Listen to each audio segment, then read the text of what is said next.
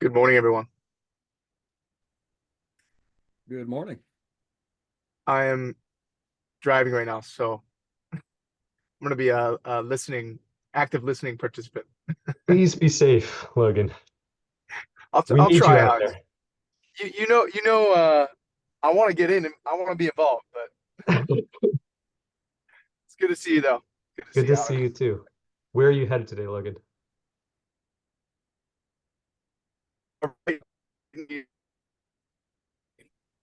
Headed right out of good reception. Wish me luck. Investor meeting. Nice. Nice. All right, I'll be listening, but thanks for having me, guys. Hope you have a great discussion today. Yeah, welcome everybody. Appreciate everybody joining. Oh, hey Shruti. Okay. The monthly OCP project meeting. We have a great agenda today, a number of interesting items, and we're going to start with Laura Tedeschi of the Carbon Trust. She's the ICT sector lead there. And Laura, I'm happy to hand it over to you right off the bat so that we can dig right in. Perfect. And great pronunciation of my surname. I'm impressed. That's a tricky one. You're not the first Tedeschi I've known, actually. Amazing. I'm already starting on a good note today. Perfect. Hi, everyone. It's really nice to meet you all virtually. I'm Laura, and I'm here with Matt. We are the business development lead and the technical lead for the ICT sector at the Carbon Trust. So today we're going to dedicate 15 minutes to give you a bit of an introduction on who we are, the work that we do. And I'll try to skim through very quickly the introduction so that we can leave more time to the sustainability state in the ICT sector and our strategic priorities for the year. And then hopefully we should have 5 minutes for Q&A at the end. Perfect. So let me share my screen if I can. Not sure if I can though. Yes, I can. Perfect. Great.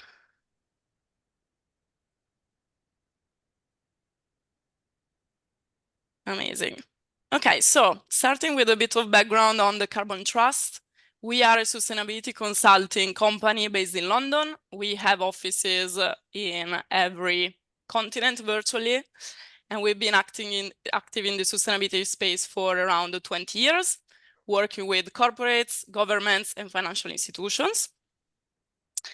We are a not-for-dividend company, which means that all of the profits that we make through our work are reinvested into our mission, which is to accelerate the move to a decarbonized future.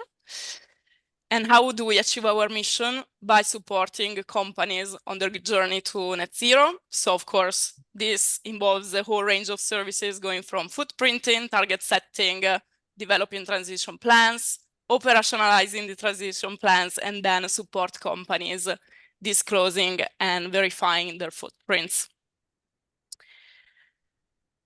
At the Carbon Trust, we focus on ICT and we think about ICT focusing on 3 main verticals. The first one is the telecommunication industry. This is where we have our largest client base. The second one is digital products and services, so focusing more on the software side of the sector. And then the third one are the manufacturers, so anything related to semiconductors, devices, network equipment, refurbishers, and so on. Laura, sorry, I'm gonna interrupt just 1 second. I'm not sure if you meant to show slides, but if you were, we're not seeing any. Oh, really? Are you seeing them now? Yes, indeed. There we go. Yeah. Okay, perfect. You're seeing the most important one anyway. And then the big tech that cuts across the last 2 pillars. In terms of our work within sustainability and in the ICT sector, we have been involved with the GHG protocol, the Science Based Targets Initiative, developing guidance for footprinting methodologies at a generic level, but also at a sectorial level. We also work with industry associations such as the GSMA and Playing for the Planet on the gaming sector side. So we've been quite active in the last years. And this is all publicly available, so you can click and dive into them. Just to give you an idea on the main projects that we have been working on last year, we supported Nokia developing a transition plan and achieving buy-in from their C-level. We worked with a refurbishment company to support them assessing the carbon benefit of selling a new versus a refurbished device. And this allowed them to communicate to their business customers, the telcos, what would be the Scope 3 benefit that they would achieve by changing their product mix. With Playing for the Planet, we developed a guide to support the gaming industry measure the Scope 3 emissions. And then with the GSMA, which is a telecommunication sector industry association, we developed a guide to support the industry understand what would be the decarbonization levers that they can pull, and also assessing the potential carbon impact of each one of them. And Matt is going to show you some charts based on this guide later on. On the devices side, which is maybe more interesting to the audience today, we are part of the Climate Pledge Friendly program that Amazon has. So what we do is we verify that every new version of their products has a lower carbon emission than the previous one. So if you click on the Amazon website, you can see the Climate Pledge Friendly logo, as well as our label, Carbon Trust label, reducing CO2.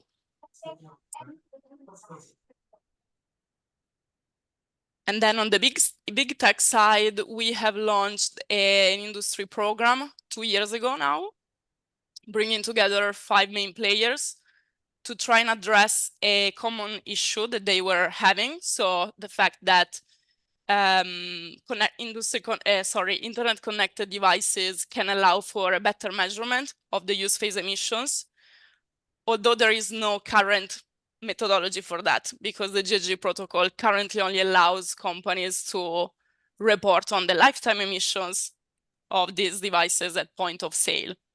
So we have tried to develop a methodology to do that and to assess how we can maximize product energy efficiency and then drive electricity grid decarbonization with renewable electricity matching. And this project is almost ready to be published. So I'm happy to share the learnings once they're publicized. In terms of the current state of sustainability in the sector, we are seeing 3 main trends happening in our client base.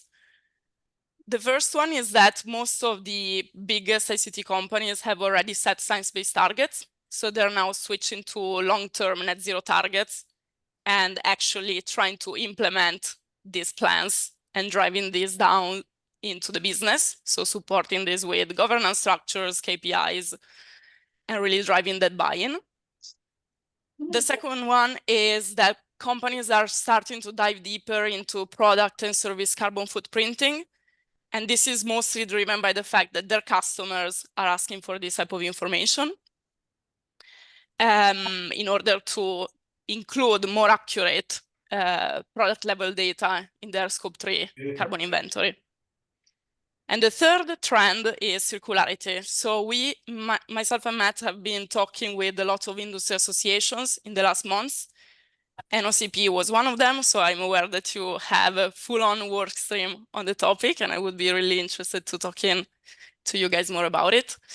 But circularity has been flagged as one of the main levers that the sector can pull to achieve net zero. There are some questions around it though, and we're going to touch on them now.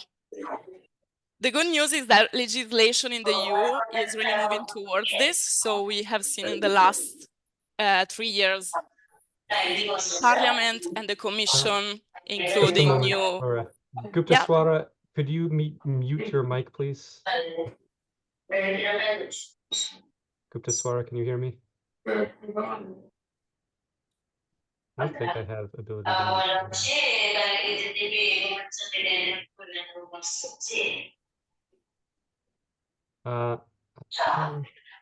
PT, are you the host for this call?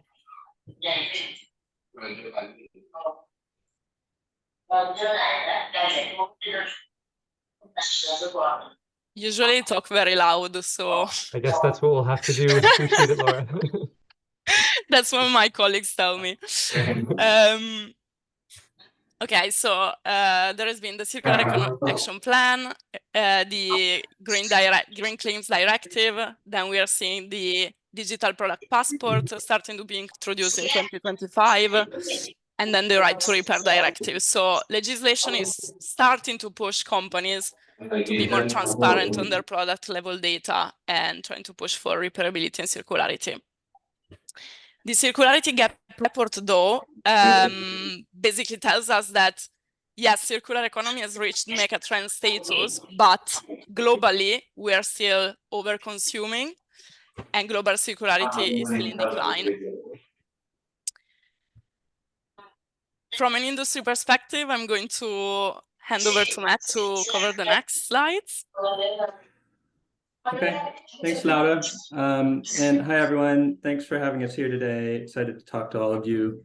And as Laura mentioned, my name's Matt, and I'm the ICT sector technical lead at the Carbon Trust. I actually work as a part-time contractor since the beginning of this month, but I'd spent the last 5 years working full-time at the Carbon Trust.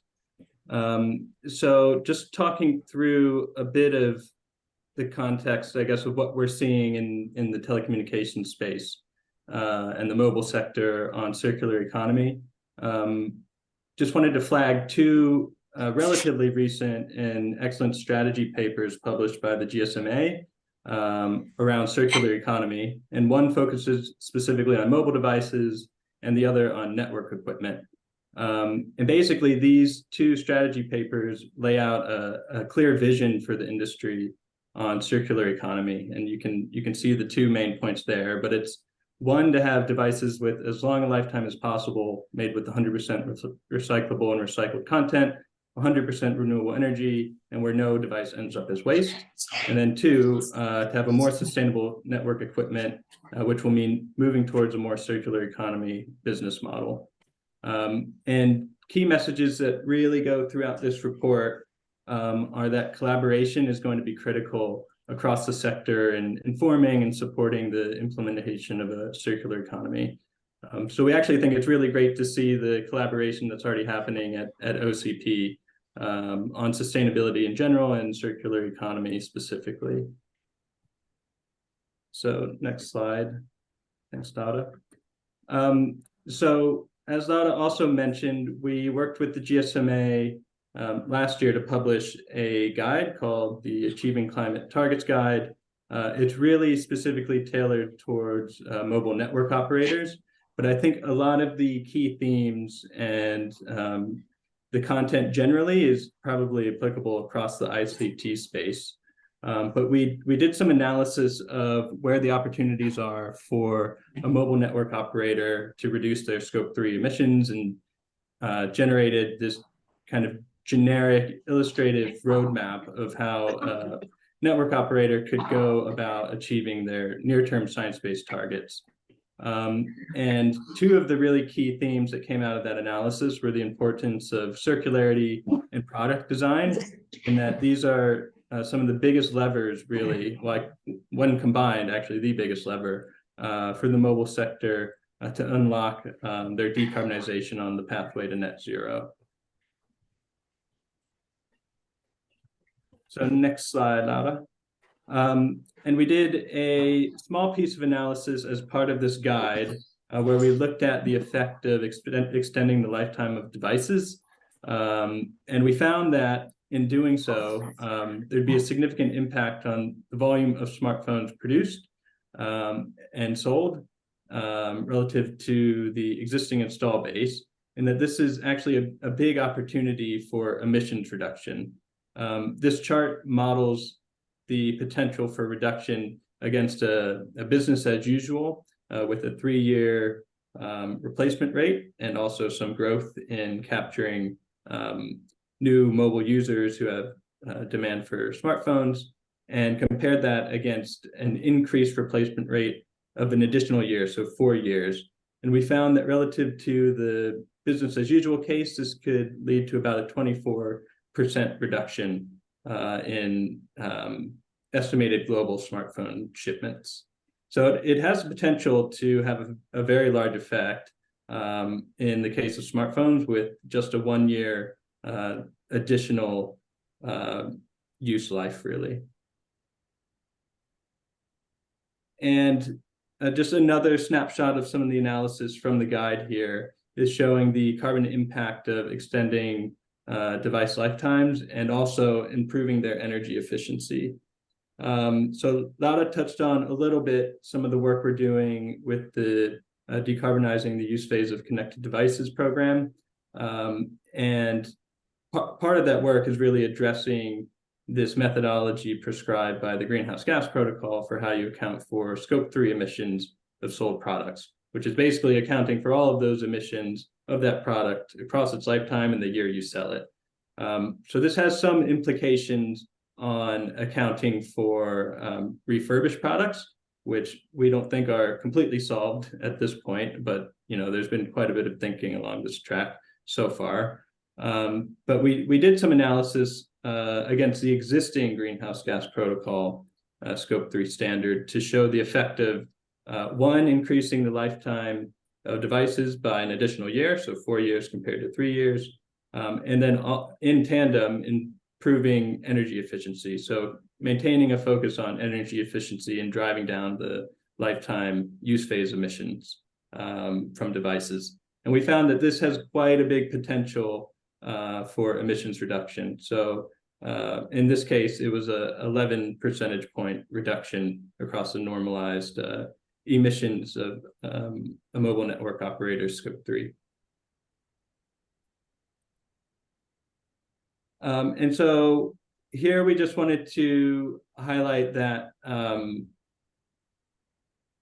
there, I think, has been a lot of work going on in this space around how to tackle carbon accounting from a circularity perspective, and also we're seeing not necessarily a convergence, but we are seeing some similar ideas being discussed and thought through in the ICT space. So we just highlighted some here from the GSMA, from Assurant, Zavero, and from ADEM. And I think the interesting point really is that there's not agreement at this stage of this, what you do with the original embodied emissions of the first life of the product. And I think that's where we're seeing an opportunity to consolidate our learnings and potentially standardize the approach across the sector. Because really what we want to be doing is driving the right behaviors to reduce emissions reductions and not worrying so much about the specifics of the accounting approach. We just want to make sure that it's driving the right behavior in the real world. And so I think just to wrap up nearly here, we've seen in our conversations and our work in the circularity space that there are a few needs in order to scale circularity at the speed that we need to be aiming for to achieve net zero. So the first is solving this issue of how to account for circularity from a carbon perspective. And again, the idea should be to drive the right behavior towards emission reductions. Two is supporting companies in understanding the business case for circularity and having the tools and the data to make the argument within their businesses to actually make progress on the circular economy.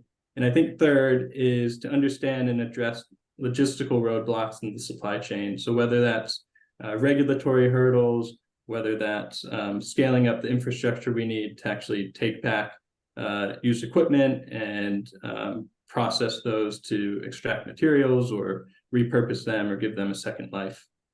And I think that basically takes us to the end here. This last slide really is just to say that we'd love to hear from you on this topic. We're also keen to understand the work you've done so far within OCP. But really, I guess we want to hear from you of what challenges you're facing, because this is something that we're actively working on and thinking about. And it's as Laura mentioned, one of our key strategic priorities at the Carbon Trust in the ICT sector to actually help the circular economy scale rapidly.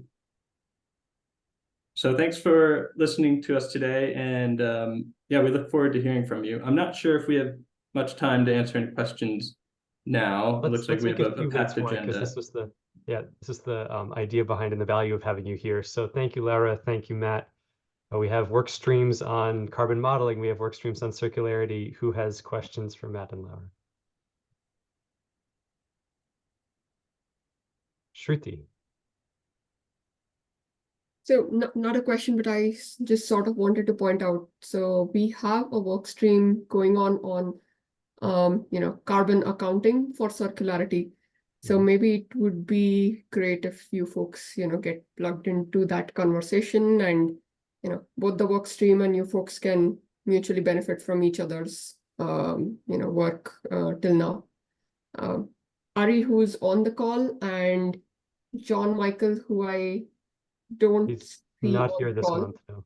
Yeah, right now. Yeah, both of them are the leads for that work stream. Oh, yeah. Matt and Laura, if that sounds good to you, we'll get you connected. Yes, please. That would be terrific. great. We appreciate your participation. Eric, did you have something to add?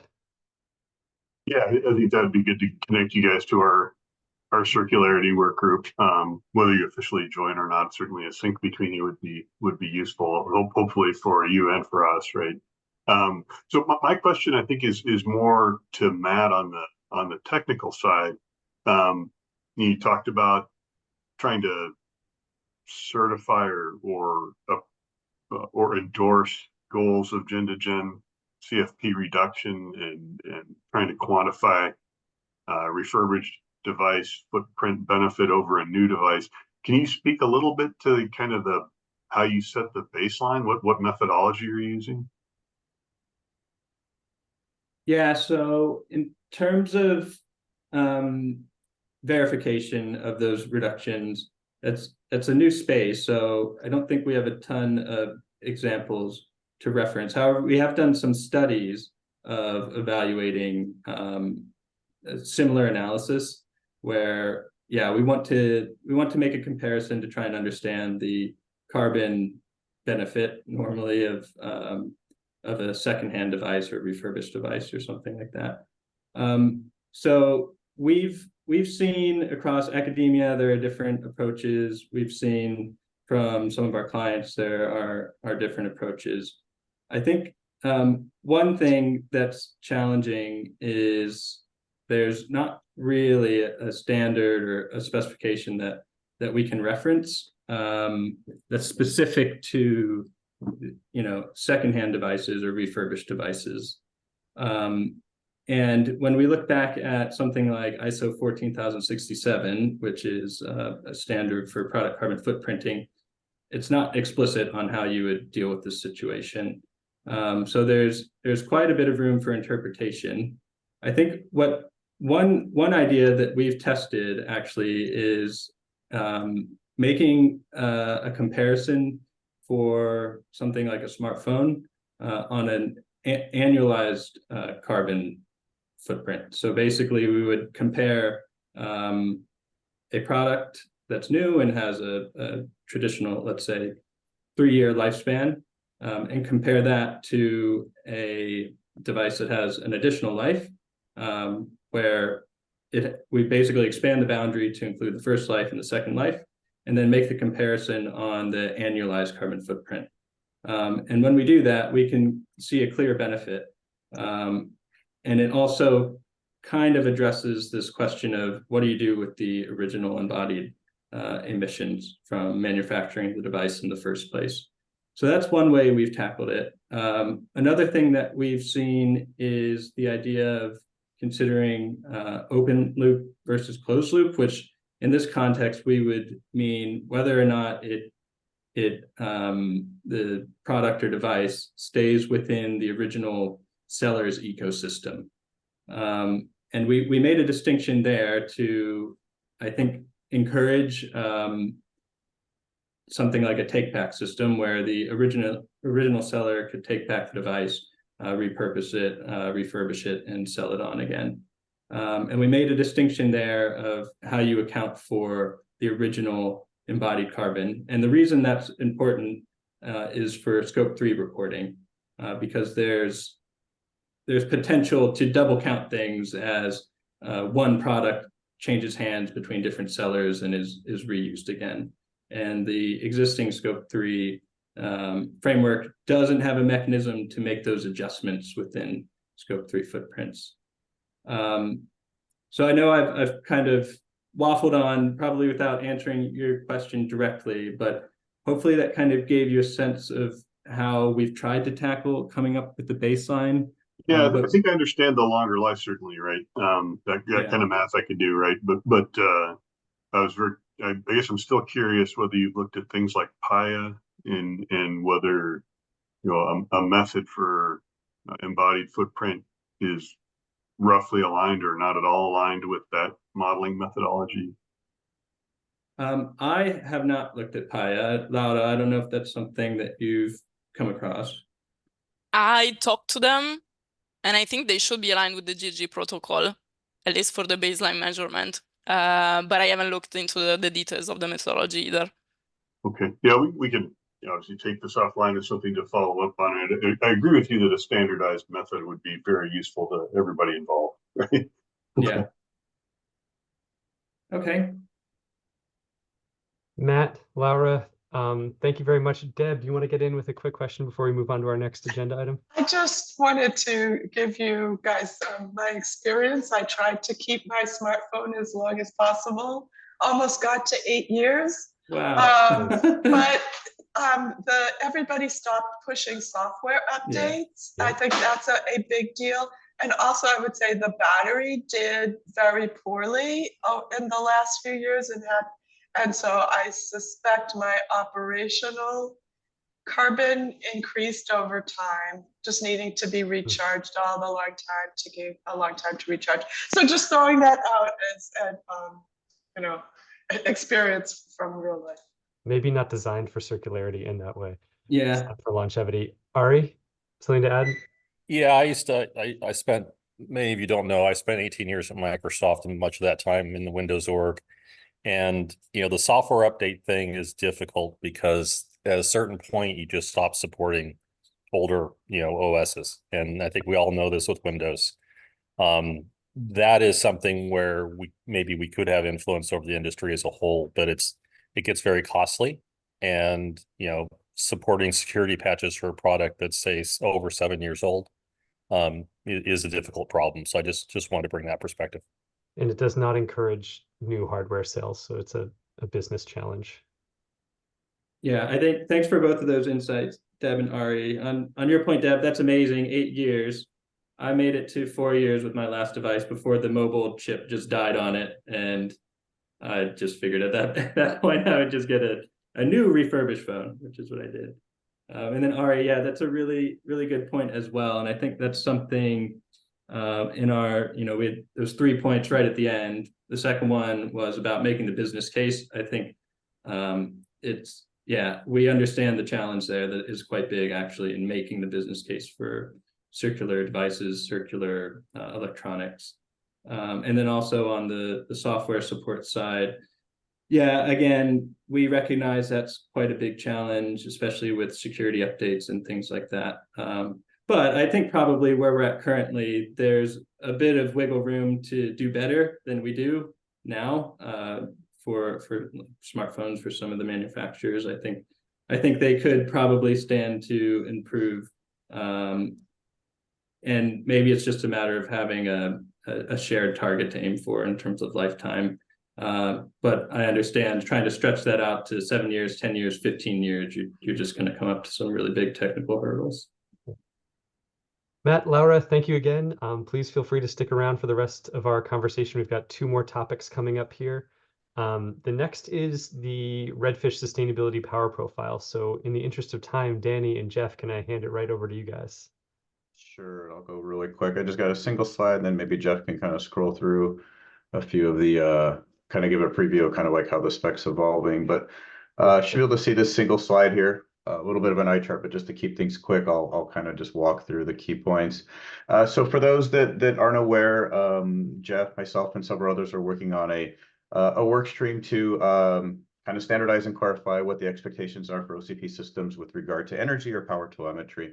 And so really this stems from the problem statement of we want to provide enough telemetry to support some of the new and evolving metrics. So I know like Sammy, Eric, and several others, Shruti, are working on some new data center metrics to kind of evolve from PUE.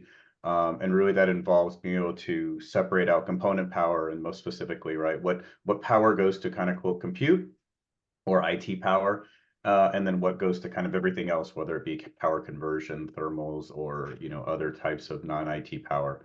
And so this is stepping through and trying to provide the underlying specs and expectations on that journey. And then there's some other, obviously, ancillary and other very important goals here, to where with more of that telemetry, then long-term data center operators and even eventually application owners can just kind of understand like, hey, how much power am I burning, doing what, and where's it going? And that leads, we think, to just ongoing improvements across the board. So current state, right, is there is some out-of-band power telemetry that's out there. We think it's a pretty incremental step to go through and just kind of quantify and say, what are the expectations aligning to a Redfish profile, which is pretty standard for OCP systems, and building it into the profile, and then having that as the expectation for kind of a sustainable OCP platform. And we've kind of, like I said, broke this out into these phases. We're in this first phase. We want to just document those expectations in a Redfish profile, probably roll out some checkers that are capable to go out there and just kind of confirm that all the right fields are there. And this would be something that is available out of band, right? So the first step is just getting that out of band, meaning outside of the application layer. So this would be something that's available to the data center operators to go through and again record and or report out for any of the new metrics that are coming out at a data center level. And we're starting with the compute server, right? So starting kind of like, if you will, sort of grounds up or bottom up, saying, okay, where does most of the compute happen? Getting those components into the standard Redfish profile, and then building out from there. Later on, we would do other phases where we'd expand out to sort of more non-compute server rack components, getting out to rack level cooling or switching or battery backup or power conversion, right? There's a long tail of data center devices, but if we start sort of ground up with some of the places that compute is going on, CPUs, memory, processing units, GPUs, then we can kind of keep evolving out up from there. And then long term, we have the very lofty goal too, is to then take this out beyond out of band telemetry and bring it all the way through with APIs to application owners. That requires more heavy lifting. But now that once we would get to this place, obviously there'll be a lot of standardization of the overall metrics and stuff. And so then it would be focused on kind of the software enabling and how do we securely get the right type of telemetry down to the application layer. And so this is definitely a longer, a loftier goal, but something that we do have so far as the long-term vision. So in short, that's sort of what we're, the problem statement, what we're going after. Where we are right now is we'll pivot in a second. Jeff will kind of throw up some where we're, how the Redfish profile is evolving, and what we have some of the documentation there. But we did wanted to call out and get feedback on a couple of things that we're doing. In these kind of specs, there's always this determination of, is this kind of quote recommended, encouraged, or is this a mandated thing, right? Do we say things absolutely must be there to be kind of OCP compliant? And so as we go through this stage of releasing this spec, we want to get a lot of feedback on this. Couple of the details that fall into this is in and around thermal subsystems. So right now it is pretty common for instance, most servers to be air cooled, and for the fan speed to be reported. That's sort of like standard, most common sort of level of telemetry. The problem is if that just gets rolled up, there always has to be somebody that has to do the math somewhere and says, okay, but how much power does that actually burn running at whatever speed you're reporting? And so one of the things that we're tossing around, whether it's in this very first release, because we do want to get something out sooner rather than later, or if we go ahead and spend a little time to set a mandate and set some BKMs around, hey, we do want it to be coded in terms of energy, right? So right now, CPU, DIMMs, even a lot of VRs and PSU losses, things like this are pretty common to be on a power management bus reported in terms of joules or even watts. That we don't think is a very big lift at all, and it's just codifying the expectation of what components, what accuracy, and what sampling rate.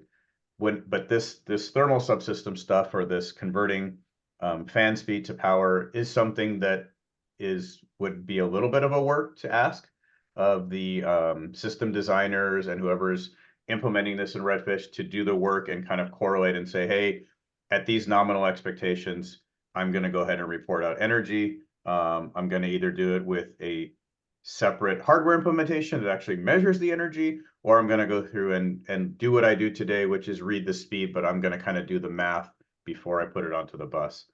So this is something that, and we can, clutch these either now or offline, that we're looking for feedback that would kind of toy around. The other one is, and this is something that we've gotten a lot of feedback on, so we think this is something that we're just going to put in there. There is a relatively new standard, industry-wide standard, so far as reporting location of the equipment that is reporting this. So this would be like, what country are you in, even all the way down to basically what address, and then kind of where you are in the data center. We do think this is important, especially as we go forward and keep cataloging things. Like it would help to have the data center operator correlate to things like, hey, is the energy at this geo being, more renewable?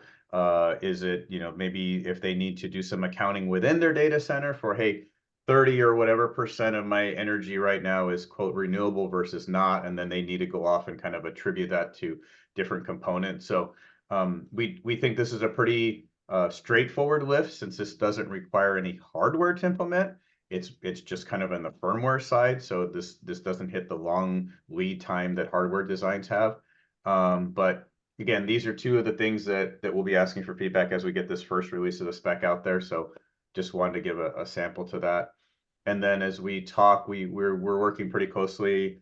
We've had a few conversations with, again, the emerging data center metrics, Sammy, Eric, Shruti's team, and we want to make sure that we kind of roll out timing and stuff with this. So before we switch over and have Jeff give a preview of where we're going on kind of how the spec looks and the Redfish profile, any high level questions on kind of problem state, what we're looking to do, or the strategy that we're looking to roll these out at?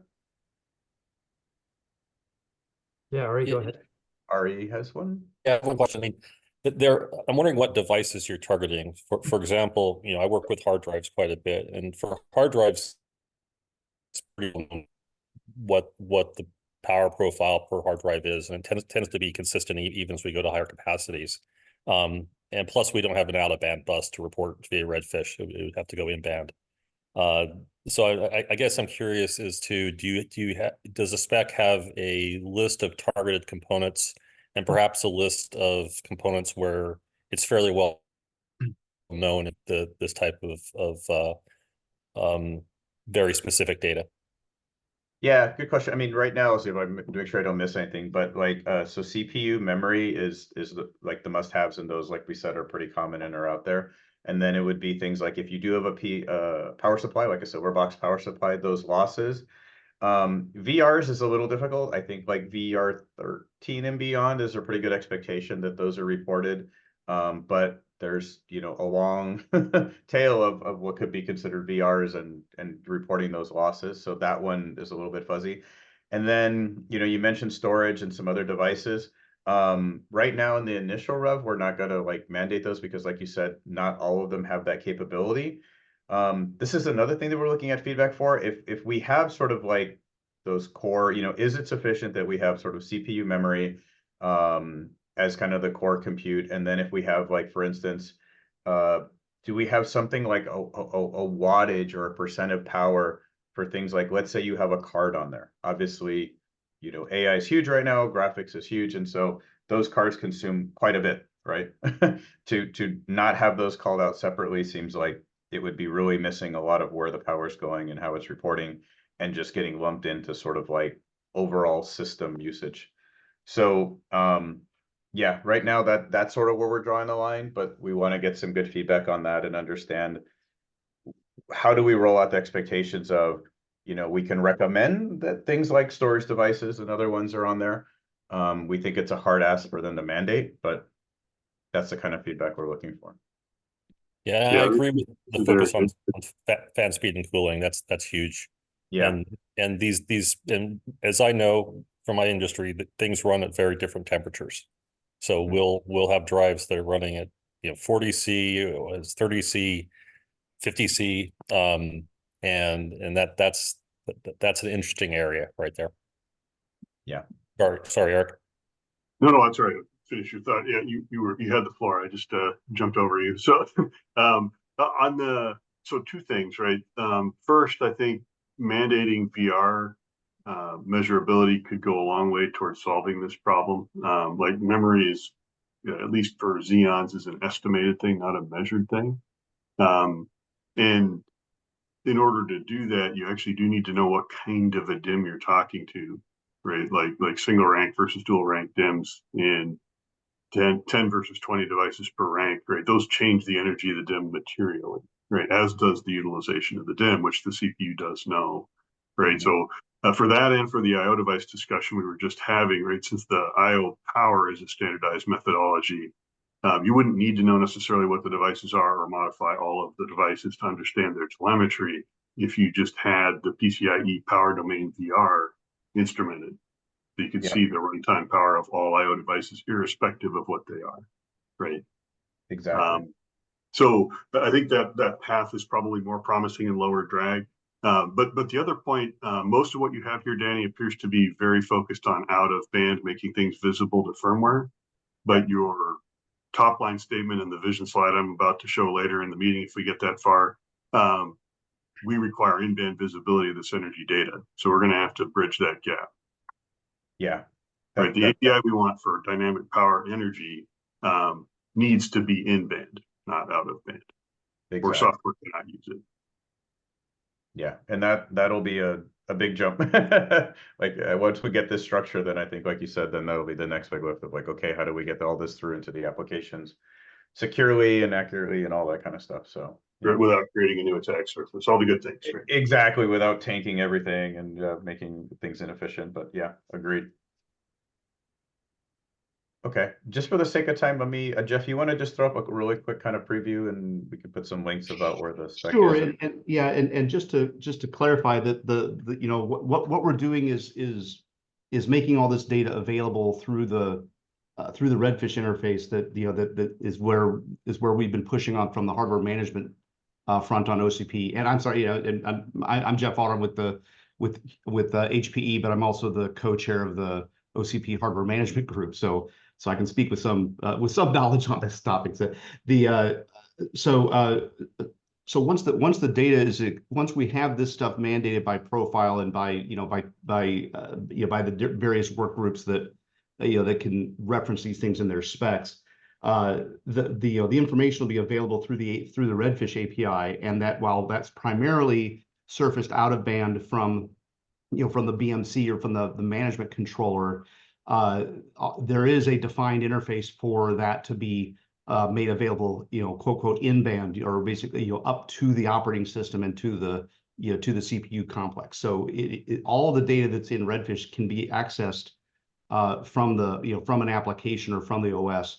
What's kind of missing there is the layers of standardization in the OS to say, hey, I want to make that data available to to any application and not have to have a direct driver link or having folks going and making their individual calls. But the infrastructure is all in place. So the data is available in both both in band and out of band. And what we're focused on is mandating what data has to be available for us to to be able to accomplish some of these measurement goals, and then start to be able to do comparisons. So And I'll post a link here in a second, but this is the branch within the GitHub repo for the OCP profiles work stream within the hardware management group.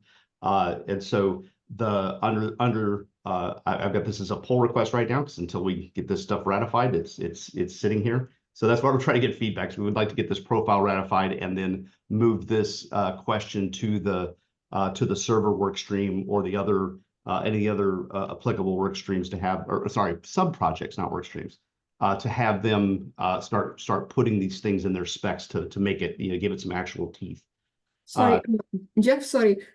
Before you are jumping into, all the fields of the template, I think there was another hand up that we missed. Yeah. Yes, thank you, Shruti. I just had a, Sorry about if there's time, I just had a quick question about the time basis and location of the power usage. I'm thinking when you want to convert those power measurements to an estimate of how many emissions that translate to, you would need to know what time it was and what the location was relative to the grid. Is that something that's taken into account, or how is that? How does that materialize in this context? So what we're focusing on here is effectively the live measurements and telemetry, the reporting and storage of this, taking all of this data and turning it into time series is next steps, or out of scope for what we're doing here. But once the data is available, then we can start to do stuff with it. But you're absolutely right. In order to convert that stuff into actual carbon, you need to have both the location and the time of day. But these are all live readings. We're not making reports out of this stuff, at least at the device level. Okay. Now, that said, one of the other pieces that we do in the power front is to really encourage folks to report energy instead of power, because as long as I've got as long as I have those times a day, I can take the energy and compare it to the wall clocks and whatnot. So I don't have to be sampling nearly as often. If I come in once an hour, I can so if I can do simple arithmetic to do some subtraction. So if I want to say that the carbon, if the carbon accounting changes during the day, and I have the samples as to the start and end times of those changes, then I will know. I can do all that arithmetic. I don't need to be following curves and everything else. So that's one of the reasons we were pushing energy as a measurement more so than power. Okay, so very quick, and I'm not going to go into gory details here, but this document is the output of the profile. The profile itself is a machine readable JSON file that tells the system to how to go validate that an implementation is returning all of the data that is mandated. So it's effectively a checklist that we can have a validator tool that point to a unit and say, here's a checklist. Please tell me if that unit's returning all this data properly. And so that's the basis of the profile. And then this document is an automatically generated API doc or implementation doc for that profile. The stuff at the front here though is our use cases. So this is all human. This was all written by humans. But as Danny said, the three categories of data here that we're asking for in the profile is kind of comes under the first classification is just product identification. So you can see some of the samples here that are shown. It's like it's make, model, and serial number kind of things. So just enough that if you're trying to do accounting lookup, that we have enough information about the system itself. This is a real low bar. We expect all that stuff is generally in the interface already, so that should be super easy. The biggest part of that profile is as I said, the power and the energy reporting.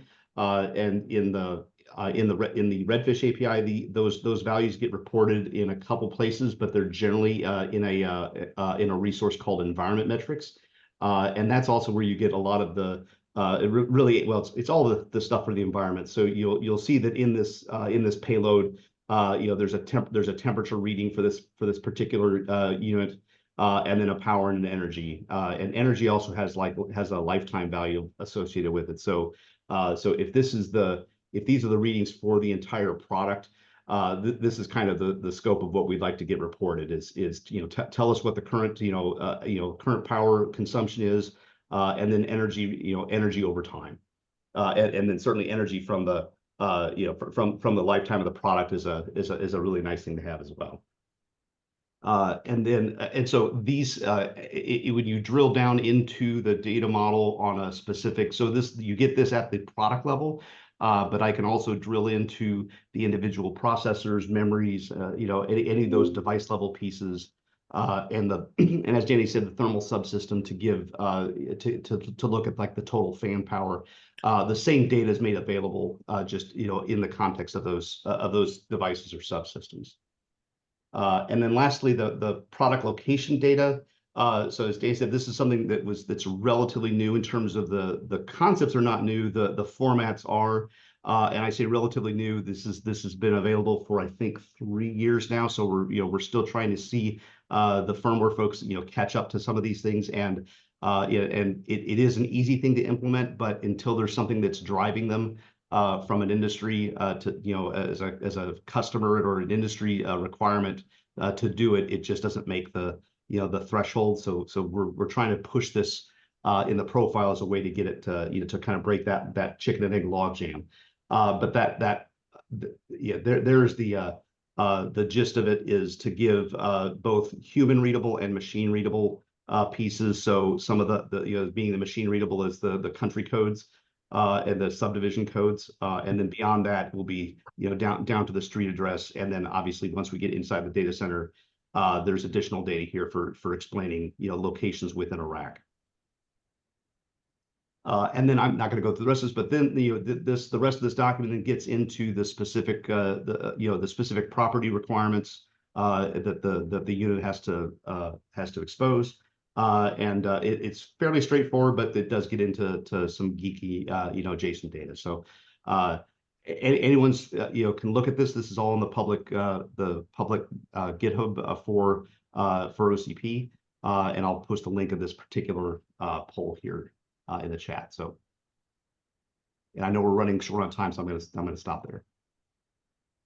Yeah, so I'm going to suggest that we push off our final agenda item, which is new scope for the carbon modeling workstream. Yes, yeah. From Deb and Eric. Yeah. I agree. Should you agree? Yes. So we can rather give the next 5 to 7 minutes to this. I think that exactly. 5 to 7 minutes will fall short for the next topic anyways. So we can therefore take questions on telemetry and have discussion here.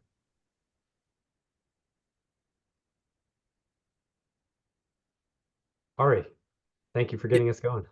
Yeah, I just want to know, who is the consumer of this data? Is this just to inform let's say a hyperscaler or data center owner, or is this data that is intended to be published somehow? Yeah, I mean, I guess short answer is it depends. I mean, from a technical standpoint, like we mentioned, the first round of this is this out-of-band telemetry that's available basically to whoever's just operating the data center, right? It's just physically not available to whoever's running the application yet. That's our long-term goal.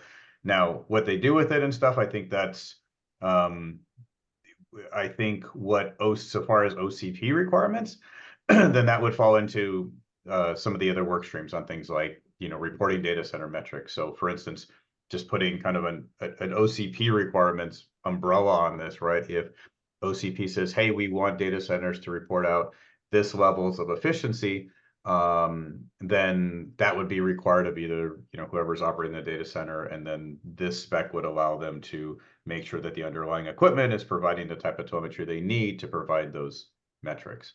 But, could they make it available to whoever's, using the equipment, in various forms and things like that? I mean, conceivably, that's the idea, right? Because the more data that's made available to more people that are using it, then they can make some, improvements, right? That's really the overall goal as well, right? But yeah, location data can be quite sensitive. That's one thing that caught my eye.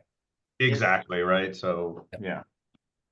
Yeah, as part of the DCEM work group, we are defining IUE, that is infrastructure utilization efficiency. So one of the things expectation is we would like to see that gets published so that we can compare the IT equipment efficiencies across data centers. And which will use all these metrics that is being discussed here. And Yeah, Sammy, is that gonna be sort of like the way that expectation is sort of like at a data center level, sort of like, I don't know. Yeah, so like a OCP POE, best right? practice, or, yeah, because there's not really a concept of an OCP data center, is there, or is there? I don't know.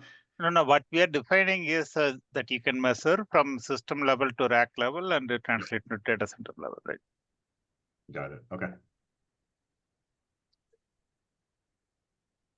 Looks like Chiron is the next question, I think. Yeah, I had a question. Considering the move towards liquid cooling, where especially the power usage of fans is a big benefit, I saw only the CPU mentioned as a source being reported on. Are you also planning to report on fans? Yeah, so well, so two things. So short term, for sure, like fans, like we said, right now there's this technical hurdle that we got to decide on how much guidance and when do we have recommend versus sort of mandate on not just reporting fan speed, but actually how much energy power those fans are consuming. And then you mentioned the next thing, right, which is that air cooled data centers moving to liquid cooled, whether it's at a infrastructure level or cold plates or whatever. Those systems, whether they're outside the rack or sort of integrated with the rack, having them report out and making sure that that gets bucketed into sort of the thermals is that may be part of sort of the next phase, right? When we get to those other rack level types of equipment. But first pass would be like, again, at the kind of compute node and whatever is plugging into that power supply or that DC rail, that level of cooling we want to have out in this first rev. Yeah, so the way that the power will get reported here is that we're not reporting individual fan power. It's the total of the thermal management subsystem. So it's all of the fans, because that's we don't really care from sustainability. We don't care about fan number 1 versus fan number 2, but we care that you're effectively quote unquote wasting power on fans, right? So we take that as a total. That measurement will be at the same place from an API on both an air cooled or a liquid cooled system. So if there is local, like an internal pump that's moving the liquid, let's say, so that's actually consuming power, and that falls into the same category as the fan power would. So we will cover all that stuff, and it will be that is effectively abstracted away from the folks that are going to take this data and do measurements with it. And then from the liquid cooling side, we have the same data and the same interfaces available. And so in OCPs, doing the same thing there, in that if you can talk to the CDU and the cooling infrastructure, you can retrieve the same API works there as well. Yeah, I think I'm just thinking as an industry, I think we want to promote, as OCP, I think we want to promote liquid cooling. We want to have a measure to say, look, this is like scientifically, we can demonstrate that these data centers are better than these other ones, and it's because of that, right? So we can finger point and make that case based on the data. Yeah, and you can't make those points if you don't have data, and if you don't have comparisons, you can't show improvements. And so this is all around that same goal of we've got to get the data. This is a chicken and egg problem. Until we get the data available, folks can't do measurements, they can't do comparisons. Applications data center measurement applications can't start to look for inefficient product and so forth. So that's why we're trying to get moving here. And this is very much a chicken and egg problem. So when someone asks like, who's the consumer of this data, the answer is anybody who can take advantage of it. And do those applications exist? They do in some cases. Do we have OCP open source, pieces to go do all this? No, not yet. But no one's going to write that until there's data available. So this is us trying to the chicken and egg here is the data is generally available. It's some of this is an education of the data is available. There's Redfish interfaces on every OCP server out there. The question is, does it have exactly what we need? And that's what this profile is trying to provide, that checklist to say, okay, for both the application writers and for the system providers, let's make sure that they have the same checklist of data so that they can go write software, that has the right expectations of what data they can get, and then they can start to take advantage of all this stuff. Yeah, I think people are going to want to calculate things like the PUE, for example, Yes. right? So I would suggest to express that as an ambition, as a goal. This is what we want to achieve, and therefore we need these metrics. Right now, it's just kind of well, I wouldn't say random, but it's a little bit arbitrary. That's what we are comprehending in IUE, that TCEM work stream. Yeah. I think we'll have to leave it there Yep. for this month, with an understanding that we have ongoing meetings for the telemetry workstream. So if you're interested in digging into this more, please let us know and we can get you involved. And then we can look forward next month to digging in on carbon modeling with Deb and Eric, in addition to other topics. Thanks everybody for the time this week, and have a good month. Thanks, Alan. Thanks, bye. Bye-bye.